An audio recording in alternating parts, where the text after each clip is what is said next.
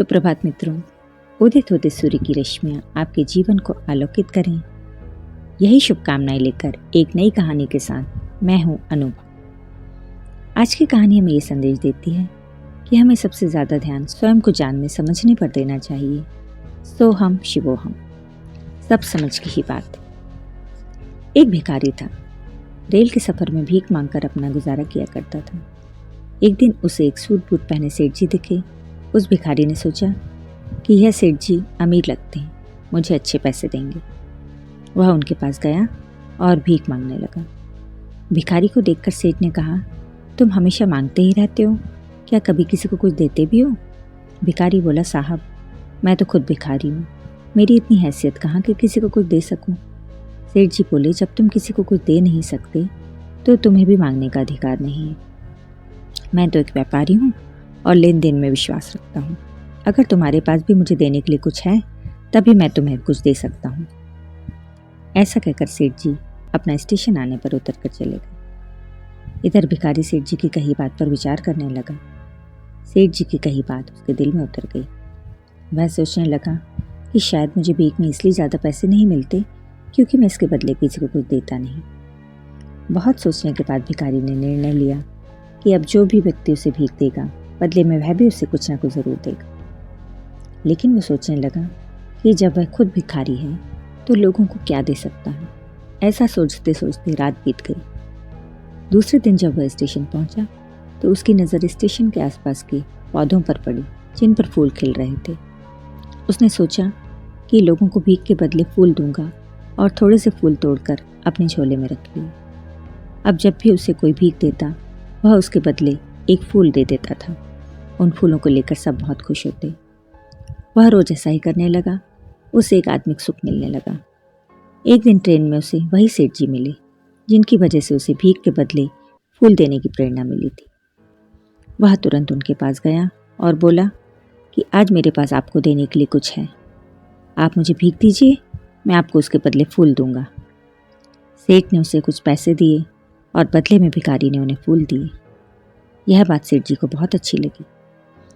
सेठ ने उससे कहा, वाह क्या बात है, आज तुम भी मेरी तरह व्यापारी बन गए हो, और अपना स्टेशन आने पर उतर कर चल दिए। लेकिन उस सेठ के द्वारा कही गई बात फिर से भिखारी के दिल में उतर गई। वह खुश हो गया और सोचने लगा कि उसके हाथ सफलता की चाबी लग गई है जिसके द्वारा वह अपने जीवन को बदल सकता है।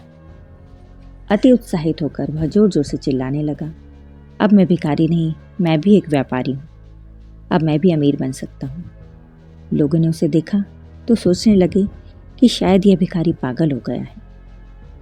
अगले दिन से वह भिखारी स्टेशन पर भीख मांगते नहीं दिखा। एक वर्ष बाद इसी स्टेशन पर दो व्यक्ति सूट बूट पहने यात्रा कर रहे थे। दोनों ने एक दूसरे को देखा और पहले व्यक्ति ने दूसरे से हाथ जोड़कर प्रणाम किया और कहा, क्या आपने मुझे पहचाना? सेठ ने कहा, नहीं तो याद नहीं आ रहा। दूसरे आदमी ने कहा, सेठ जी याद कीजिए, हम पहली बार नहीं तीसरी बार मिल रहे हैं। सेठ ने कहा, मुझे याद नहीं आ रहा, आप बताइए पहले दो बार हम कहाँ मिले?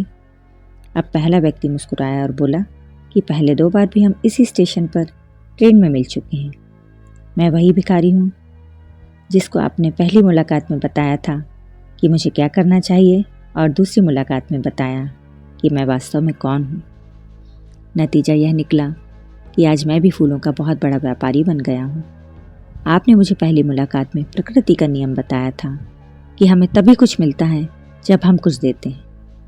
लेन देन का यह नियम वास्तव में काम करता है, लेकिन मैं खुद को भिखारी ही समझता रहा, इसके ऊपर उठकर कुछ सोचा ही नहीं। फिर दूसरी मुलाकात में आपने मुझे ये बताया कि अब मैं व्यापारी बन चुका हूँ, भिखारी नहीं रहा।